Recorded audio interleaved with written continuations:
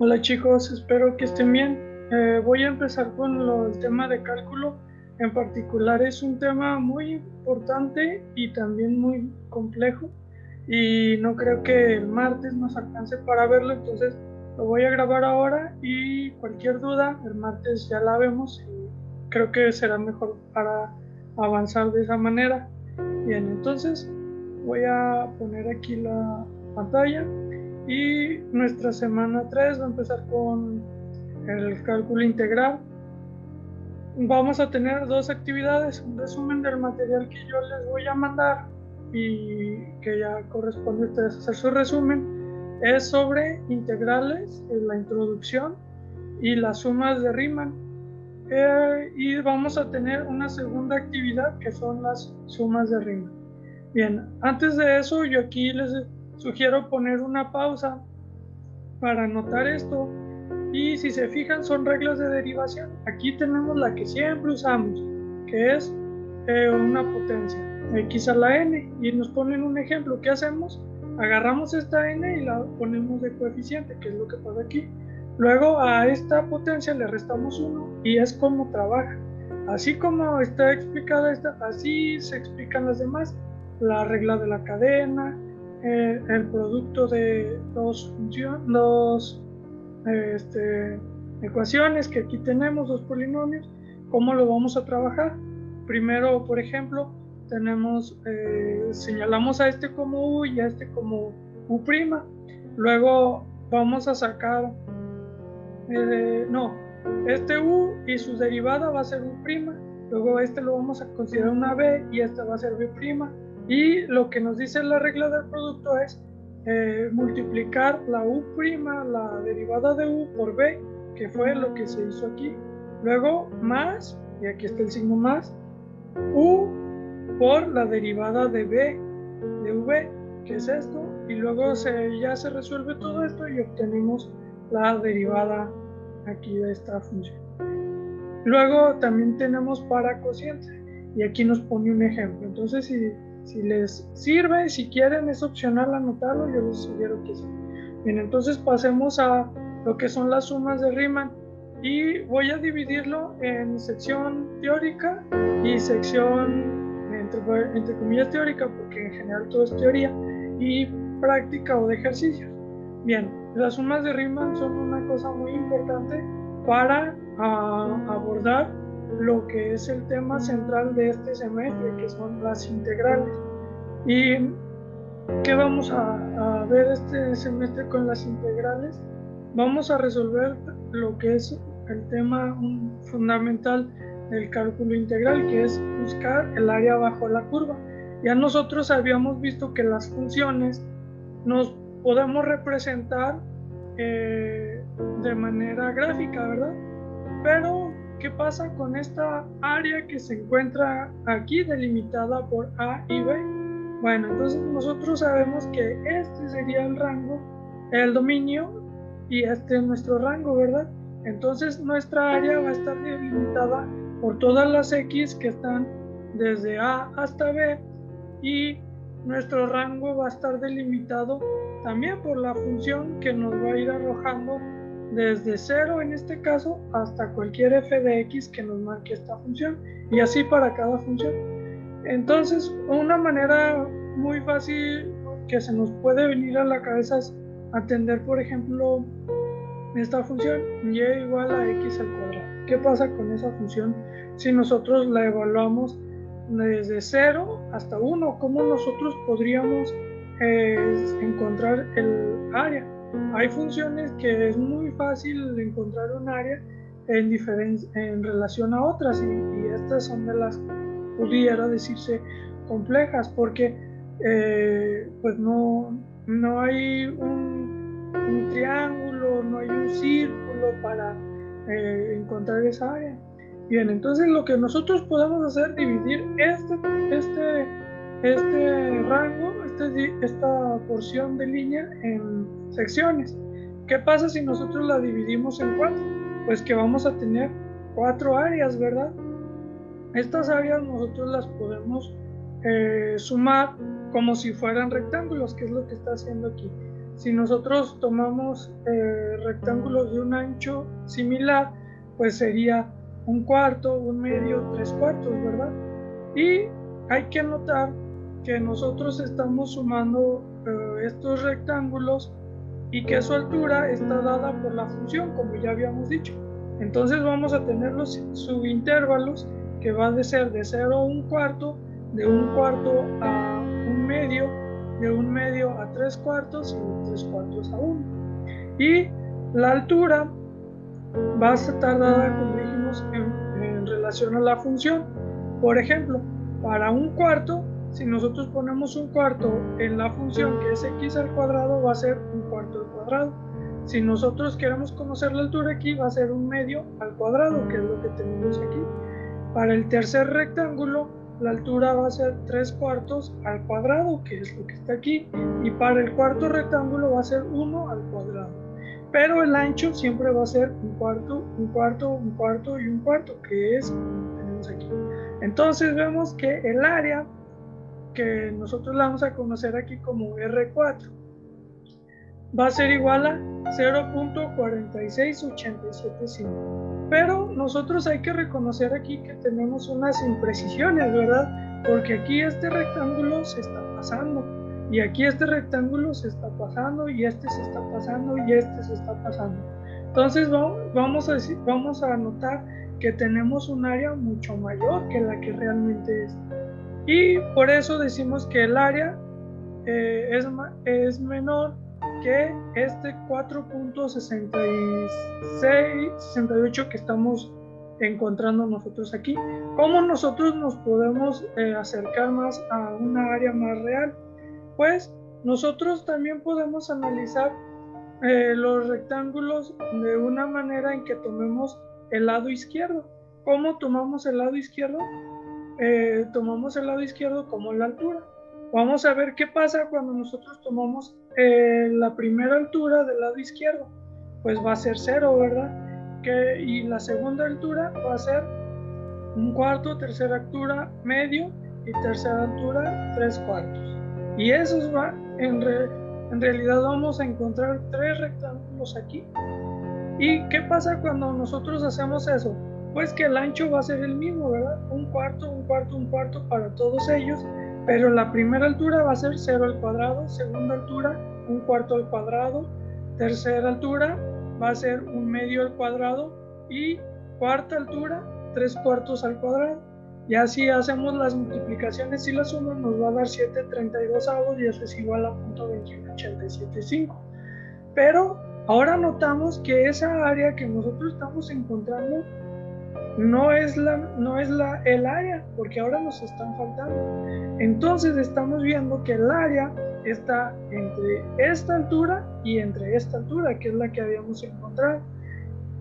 Muy bien, ahora que nosotros ya definimos eso, nosotros podemos pensar, ¿qué pasa si nosotros ampliamos a más rectángulos? Si nosotros ampliamos a más rectángulos en vez de a 4 y dividimos este entero entre 8, pues nuestra área, si la calculamos por la izquierda, nos va a dar 0.2734. Si la calculamos por la derecha, que es por donde nos pasábamos de rectángulos, vamos a calcularla como 0.39, por lo que nuestra área real va a estar en medio de esos dos números, ¿verdad? Y vemos que se hace más preciso nuestro cálculo. Es más preciso decir que tenemos esta cantidad a esta, ¿verdad? Porque se acerca más de cada lado. Bien, entonces ya vimos que cuando nosotros vamos aumentando los rectángulos, vamos aproximándonos al área por cualquiera de los dos lados. ¿Qué pasa si yo tengo 10? Va a ser 0.28 del lado izquierdo y 0.38 del lado derecho. Si tenemos 30, 0.31 y 0.35. Y vemos que cuando nosotros llegamos a 50, nuestros decimales van a ser los mismos hasta estas cifras significativas.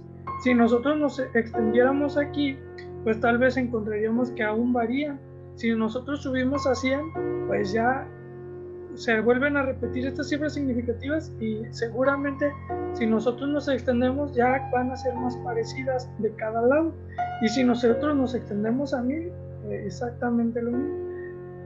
Y aún si nosotros vamos hasta un n que se tienda hasta el infinito, pues ya vamos a encontrar el área más precisa, ¿verdad? Entonces cuando nosotros vamos a un n más que tiende al infinito, eso lo hacemos nosotros con un límite, como ya estuvimos trabajando con ellos alguna vez. Aquí, por ejemplo, tenemos este ejercicio donde nos piden que comprobemos que la suma de los rectángulos de aproximación, los superiores, que son los del lado derecho, tienden a 1/3. Aquí ya nos están diciendo que esta suma tiende a 1/3. ¿Cómo lo vamos a hacer? Pues aquí vamos a estudiar esta solución que ellos nos dan. Nos dice lo que nosotros ya revisamos hace unos segundos, que esa suma de esos rectángulos hasta n números es igual a el ancho, que ya habíamos dicho que este ancho nunca va a cambiar porque lo estamos dividiendo entre n, por la altura, y la altura está al cuadrado y es en función del n que estamos buscando, del elemento que estamos buscando, rectángulo. Por ejemplo, aquí es 1 a la n al cuadrado, el siguiente va a ser 2 a la n, porque 1 por n, 1 sobre n más 1 sobre n va a ser 2 sobre n, 2 sobre n más 1 sobre n va a ser 3n, y así vamos a ir encontrando los elementos. Luego, si nosotros queremos avanzar, podemos simplificar a esto. Lo que pasa con el documento que yo les envío es que a veces salta algunos pasos. Ahora voy a estudiar esto de manera individual para que sea más claro. Nosotros tenemos esto, ¿verdad? ¿Y cómo podemos ir de aquí a acá? ¿Cómo es que pasa esto? Lo que está pasando aquí es que nosotros lo podemos, cada elemento que está en estos paréntesis lo podemos factorizar como 1 por n por 1, 1 por n por 2, 1 por n por 3 y 1 sobre n por 4, ¿verdad? Y así hasta el infinito, por eso aquí yo pongo estos puntos. Luego, si nosotros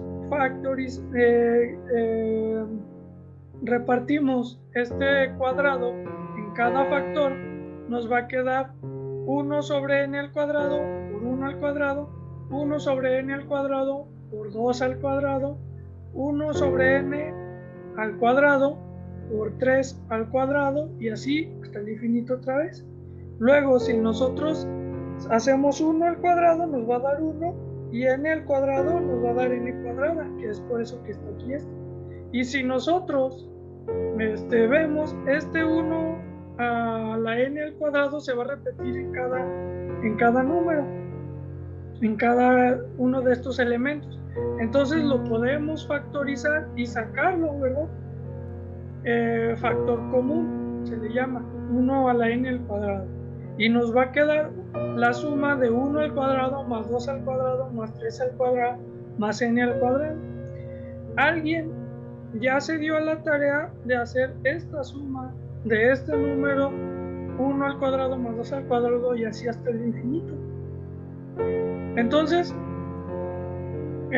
vamos a tener aquí que n por n al cuadrado nos va a dar n al cubo, y es como llegamos a esta parte.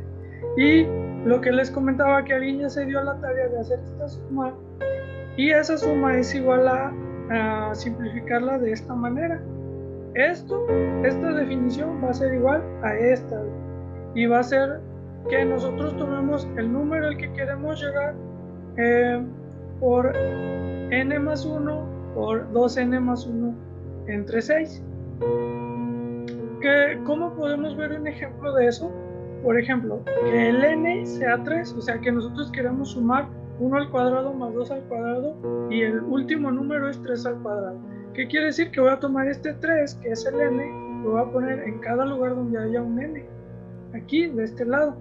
Si lo hacemos, va a quedar de la siguiente manera. Vemos que 1 al cuadrado es 1, 2 al cuadrado es 4, 3 al cuadrado es 9 y todo esto me da 14. Luego vamos a comprobarlo. Aquí yo sustituyo en cada n por el 3, que fue el n máximo. Luego 3 más 1 son 4, que está aquí. Luego 2 por 3 son 6 más 1, ¿verdad? Y fue lo único que se hizo aquí. Luego 6 más 1 son 7 y 3 por 4 son 12 sobre 6. Luego 12 por 7 son 84 y eso está sobre 6 y 84 entre 6 es 14. Y vemos que sí es cierto. Y para este número, este n que es 3, que es muy corto, pues resulta como muy bobo, tal vez podría decirse, usar esta palabra, usar esta fórmula, porque pues es muy fácil calcular 1 al cuadrado más 2 al cuadrado más 3 al cuadrado, ¿verdad? Pero ¿qué pasa si yo les dijera a ustedes que me calculen esta cantidad hasta 1.000.000? Pues sería más fácil poner aquí el n máximo, que es 1.000.000. 1.000.000 por 1.000.000 más 1 por 2 por 1.000.000 más 1 entre 6. Sería mucho más fácil que en vez de estar haciendo toda esta suma de cantidades, ¿verdad? Esa es la facilidad que nos otorga llegar a encontrar una expresión como esta. Bien, entonces, una vez que ya entendimos eso y que nosotros tenemos que reemplazar esta cantidad por esta cantidad, nosotros podemos avanzar en lo que representa esa fórmula y nosotros podemos decir que los rectángulos de aproximación van a ser igual a hacer esta multiplicación 1 sobre n al cubo, que era lo que tenemos aquí, por esta cantidad, y nos va a dar como resultado esto. Bien, cuando nosotros estábamos buscando los rectángulos de aproximación, nosotros hablábamos de decir que era calcular un límite, ¿verdad? O el límite cuando estos rectángulos tienden a infinito. Entonces, lo que nosotros hacíamos para evaluar los límites era, para este caso, vemos que tienen un denominador común dentro de estos signos de agrupación. Los vamos a repartir. N entre n me va a dar 1 y más 1 sobre n. Luego 2n sobre n me va a dar 2 y 1 sobre n. Entonces evaluamos el límite y como este es un coeficiente, pues no se va a alterar, por eso nos queda un sexto. Luego aquí tenemos también esto, pero cuando llegamos a esta, vamos a reemplazar este n por infinito, por el infinito, ¿verdad? Lo vamos a reemplazar. Y cuando tenemos un número entre el infinito, es como tener entre 0, porque se nos hace una cantidad tan inmensamente pequeña que es como tener un 0. Por eso aquí nos tomó el 1 más 0 y por eso queda 1 aquí adentro, y por eso 2 más 0 aquí nos va a dar como el 2. Por eso tenemos un sexto por 1 por 2. Y si tomamos 2 sextos y agarramos esa fracción y la simplificamos, nos va a quedar un tercio. Y así nosotros comprobamos lo que nos pedía el ejemplo en un principio. Comprobar que para la región S, que es lo que está aquí adentro, demostrar que la suma de las áreas de los rectángulos superiores de aproximación tiende a un tercio. Y sí, efectivamente, tiende a un tercio. Un tercio es el área E. Bien, de esto nosotros tenemos que rescatar que nosotros podemos aproximarnos a encontrar el área de dos maneras, ¿verdad? Encontrando los rectángulos superiores. Si se fijan, estos son los superiores porque toman el lado derecho, o los inferiores que toman los rectángulos por el lado izquierdo, y así vamos a encontrar nosotros el área. Entonces, lo primero que nosotros vamos a definir es el área de la cual nosotros vamos a encontrar, ¿verdad? Y esa área la vamos a determinar por el intervalo que va desde A hasta B, y así nosotros vamos a encontrar el ancho de cada rectángulo que va a estar determinado por este delta X que está aquí. Y nosotros vamos a usar esta definición para encontrar esta área. Dice, el área A de la región S, que es lo que está abajo de nuestras curvas, que se encuentra debajo de la gráfica de la función continua f, muy importante, es el límite de la suma de las áreas de los rectángulos de aproximación. Y ya vimos que ese es un límite cuando n tiende a infinito y que todo esto está en función de la función que nosotros estemos usando. Aquí, porque nosotros usamos en específico esta función, corresponde a eso, pero vamos a ver casos en los que corresponde otro procedimiento. Y hay una manera más simple de nosotros describir esto. Nosotros pudiéramos llegar a decir f de x1 por delta x más f de x2 por delta x más f de x3 por delta x más f de x4 por delta x, y así nos pudiéramos extender a una cantidad muy grande. Bien, nosotros podemos poner estos tres puntos y simplificar un poco. Hay una forma más elegante y más precisa de decir esto, y es con las sumatorias. Bien, dentro de las sumatorias nosotros hay que identificar los elementos. Este elemento n y igual a n nos va a indicar que es el elemento donde termina la sumatoria. Luego, esta m que parece, esta letra que parece m nos indica una sumatoria, que es, nos indica sumar. Luego, este elemento y igual a m nos dice el elemento con el que vamos a empezar. F de x y nos habla sobre la función y delta x el ancho. Luego, lo que les comentaba, que nosotros vamos a tomar esto y lo vamos a representar como la sumatoria que va desde 1 hasta n de f de x y del delta x. Pero cuando nosotros calculamos el área, lo vamos a calcular con el límite cuando n tiende a infinito de la sumatoria de y que va de 1 hasta n de f de x y por delta x. Entonces vemos que podemos representar esta definición de esta manera, o podemos representarla de una manera todavía más sintetizada, que es de esta manera. Y yo sé que bueno, surge la duda de dónde surge todo esto. Bien, entonces antes de pasar a responder eso, voy a explicar que esto va a ser una pregunta de examen. Si yo les pregunto cuál es el área de la región que se encuentra debajo de la gráfica de una función f, y a partir de la suma de los rectángulos de aproximación, esta va a ser la definición. O si les pregunto qué representa esta ecuación y esta ecuación, ustedes me van a responder que es. Bien, y como les decía, nos estábamos preguntando de qué partíamos con esto, y decíamos que pues esto aplica para x y que es que representa a una función muy particular, y nosotros usamos uno en específico, ¿verdad? Usamos este que está aquí, pero vemos que hay muchos más. Por ejemplo, también utilizamos este, que era una sumatoria de números, que es la suma consecutiva de números al cuadrado, ¿verdad? Y procedía a hacer esto, que fue el ejemplo que vimos, 1 al cuadrado más 2 al cuadrado más 3 al cuadrado y así hasta n, ¿verdad?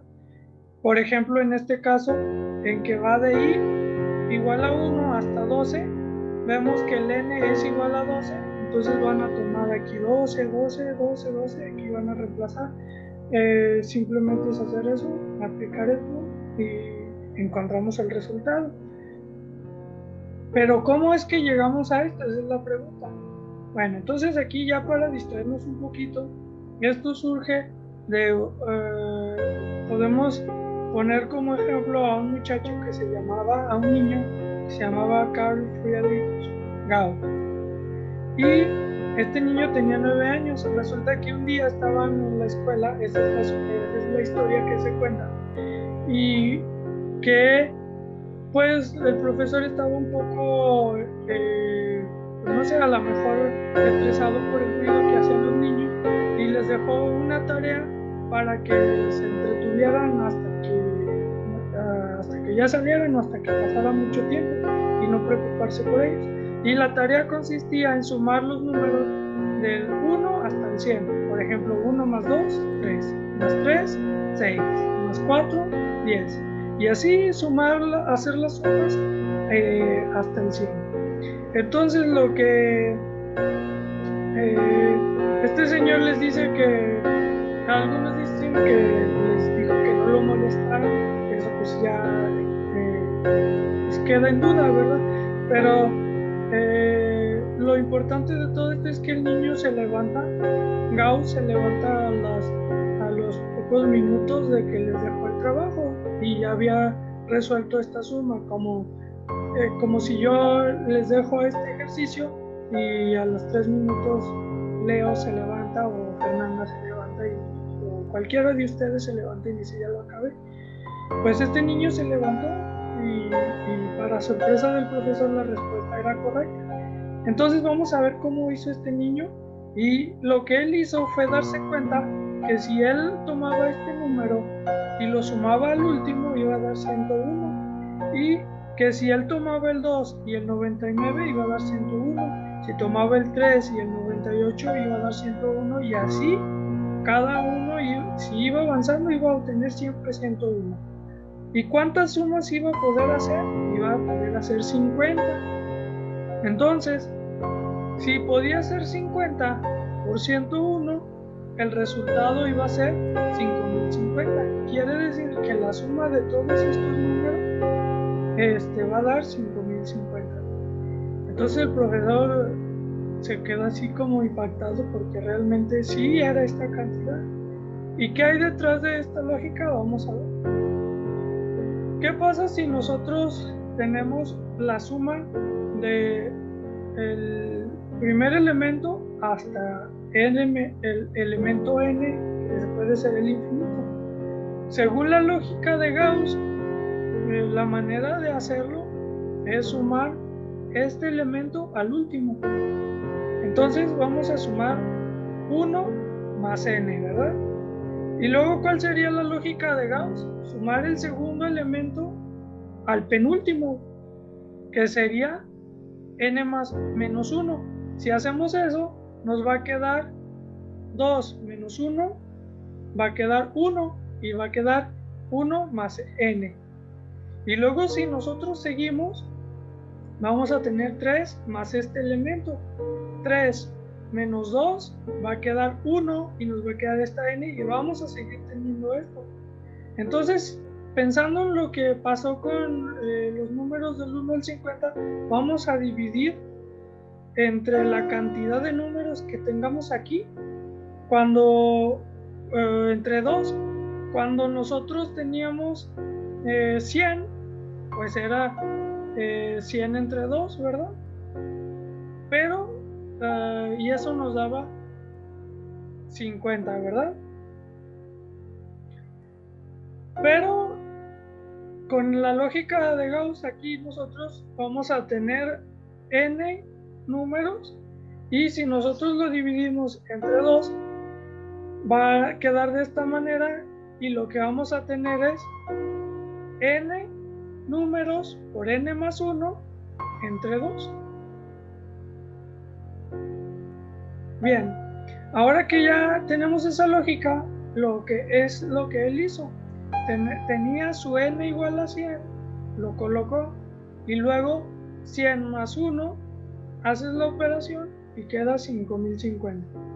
Bien, entonces esta historia es muy interesante porque lo que sí es real es que pasó, lo que no es real son algunos detalles, como no se sabe si el profesor estaba enojado, no se sabe si fue en una escuela, porque Gauss tenía clases particulares y así. Pero sí, este niño fue muy destacado en la ciencia, en matemáticas, y aquí vemos el ejemplo de dónde viene este tipo de expresiones, de simplificaciones, ¿verdad? Y cuál es el proceso matemático para entenderlos. Vemos que este tipo de análisis nos llega a ahorrar mucho trabajo y pues es muy importante. Este es trabajo de la gente que se dedica a las matemáticas, el desarrollo de estas operaciones, pero el uso es de tanto de matemáticos como físicos como químicos. Entonces el impacto de todo este tipo de análisis es muy importante. Bien, entonces como ya sabemos, vemos nuestra sección de billetes. La vez pasada vimos un billete que era de la regla de la mano derecha, del franco suizo. Este es del marco alemán y aquí está Gauss. Entonces vemos otra nacionalidad a la que le es tan importante la ciencia, que pone un personaje o algo referente a la ciencia. De hecho aquí se ve una gráfica con cálculos y el área bajo la curva y así. Bien, entonces aquí hay una definición por si la quieren poner pausa y leer, una biografía, y con eso les recuerdo que este es el área de la región basada en los cálculos de los rectángulos de la suma de los cálculos de la suma de los rectángulos de aproximación, y está dada por el límite cuando n tiende a infinito de esta sumatoria, que va de i igual a 1 hasta n de f de x y del delta de x. Bien, aquí yo voy a empezar las sumas de Riemann. Voy a poner un ejercicio para que ustedes vean cómo se trabaja. Bien, entonces inicia la parte 2. Esta parte 2 nos va a ayudar para entender el ejercicio que va a quedar de tarea. Vamos a encontrar el área bajo la curva de la función f de x más 2 y desde x1 hasta x2. Entonces ya sabemos que las funciones f de x nos dan una gráfica, ¿verdad? Y nosotros ahora ya sabemos que podemos calcular el área bajo esa curva de esa gráfica en cierta región, y la región va a ser desde x1 hasta x1. Entonces ya habíamos visto que el ancho va a estar definido de los rectángulos de aproximación por este delta x, y va a ser b menos a. En este caso b es 7 y a es 1. Entonces 7 menos 1 es igual a 6n. Delta x es igual a 6n. Bien, ahora que ya hicimos eso, encontramos nuestros x y. Recordemos que este era un elemento importante dentro de nuestra definición, ¿verdad? Y lo vamos a representar por esta expresión. A, que en este caso es 1, que viene de aquí, por y, que es un elemento, por el delta x, por el ancho de estos rectángulos de aproximación. Y ya vimos que el ancho es 6 sobre n. Entonces ya cambiamos nuestros elementos, que podemos ya ir asignándoles un valor, y pasamos a nuestro tercer paso. Nuestro tercer paso viene con nuestra definición. Entonces nosotros tomamos los valores que ya conocemos, y ya conocemos x y. Entonces lo cambiamos aquí, x y aquí está su valor, y ya conocemos el valor del delta x, que es 6 sobre n. Bien, entonces ahora que ya tenemos eso, pasamos al siguiente paso, y es entender que nosotros tenemos esta función, y que cuando nosotros tengamos esta función donde haya una x, vamos a cambiar por el valor que aquí tenemos, por el valor de x y. Y entonces vamos a armar de vuelta área es igual al límite cuando n tiende a infinito de la sumatoria que va de i igual a 1 hasta n, y vamos a poner aquí cambiar esta X por nuestro XY, y luego aquí nos dice que más 2, y no nos olvidemos del delta X, que era 6N, entonces aquí lo ponemos también.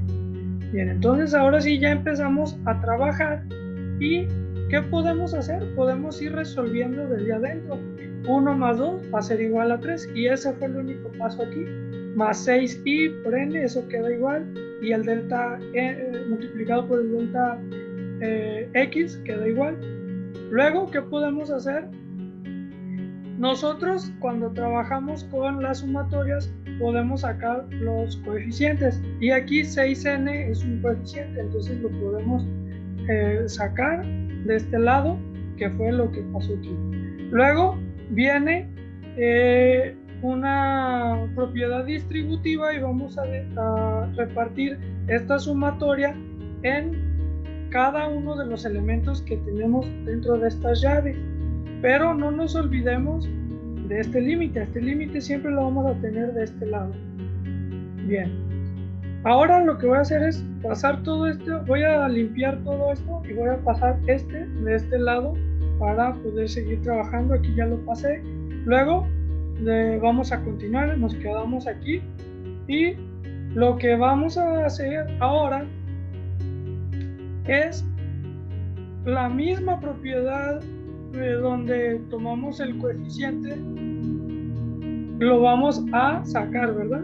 Entonces vamos a trabajarlo aquí, justo como hicimos con el paso anterior, y nos va a quedar de esta manera.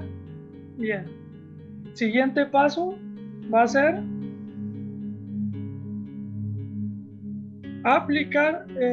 trabajar con estas sumatorias. Ya habíamos visto en los ejercicios anteriores y en la descripción que les hablé sobre Gauss y sobre la suma que hizo, que la sumatoria de consecutiva de todos los números nos va a dar n por n más 1 sobre 2, y cuando nosotros aplicamos esta sumatoria a este número, la trabajamos de esta manera. Bien, una vez que ya nos deshicimos, por decirlo así, de estas sumatorias, podemos avanzar en la simplificación y podemos eliminar o hacer 1 estas n, ¿verdad? N entre n nos va a dar 1, y 6 entre 2 nos va a dar 3, es por eso que llegamos a este 3. Esto nos queda igual, y más 3n nos queda igual. Luego nosotros lo que hacemos es multiplicar este 3 por cada uno de los elementos que están aquí adentro. 3 por n, 3n, 3 por 1 son 3. Este más 3n pasa igual. Luego sumamos los que podemos sumar. 3n más 3n son 6n más 3. Y nos queda esto acá afuera, 6n, y podemos multiplicarlo. 6 por 6, 36. N entre n nos va a quedar 36. Luego 6 por 3 van a ser 18, y entre n. Y ahora sí, ya podemos, ahora que ya llegamos hasta este punto y que no podemos simplificar más, podemos evaluar el límite. Y el límite, ya habíamos dicho que cuando tenemos aquí este valor, pues pasa igual, pero cuando tenemos esta n y aquí cambiamos al infinito, nos va a quedar una cantidad que es tan infinitamente pequeño como 0.000000, que pues prácticamente es despreciable, y encontramos que el valor de esa área es 36. Entonces lo que podemos hacer es comprobar. Aquí, si ustedes se dieron cuenta, este f de x corresponde a una línea recta. Si recuerdan que estudiamos cuál es la función de una línea recta, cuál es la función de una parábola, de una elipse, de una circunferencia, pues desde que ya nos presentaron esto ya deberíamos haber sabido que era una línea recta. Y en particular esta función es muy fácil de encontrar su área bajo la curva en algún parámetro. Por ejemplo, aquí lo que se puede hacer es encontrar este rectángulo y luego encontrar el área de este triángulo, y 18 y 18 son 36, y vemos que corresponde. La importancia de encontrar los rectángulos, el área bajo la curva mediante las sumas de Riemann, es que nosotros podemos encontrar áreas que son de funciones más complicadas que esto, ¿verdad? Porque ya sabemos que hay funciones como el seno, hay funciones como hipérbolas, que si nosotros las queremos encontrar el área en determinado punto, sería muy complicado encontrarla de esta manera, con triángulos y rectángulos simplemente. Entonces, es una forma de empezar a abordar el área debajo de alguna función y encontrarla. Bien, entonces el trabajo para esta semana va a ser primero encontrar, resolver este ejercicio, y este ejercicio es hacer rectángulos manualmente aquí y calcular las áreas tanto por la izquierda como por la derecha. Este está muy simple y no hay que hacer cálculos, solo contar cuadritos, ¿verdad? Para encontrar las áreas, ya que estas son unidades, entonces 1 por 1 es un cuadro y este va a ser 2 y 4 unidades y así. Luego, en este ejercicio vamos a aplicar el método de las sumas de Riemann como el ejercicio que acabo de realizar para encontrar el área de bajo esta curva en este parámetro desde 1 hasta 3. Y ese va a ser el ejercicio y esto es lo que corresponde a la semana en cálculo integral. Entonces, pues les mando saludos, nos vemos el día de mañana. Estudien este video, espero que les haya parecido muy interesante y cualquier duda anótenla para que mañana me pregunten. Saludos y hasta la próxima.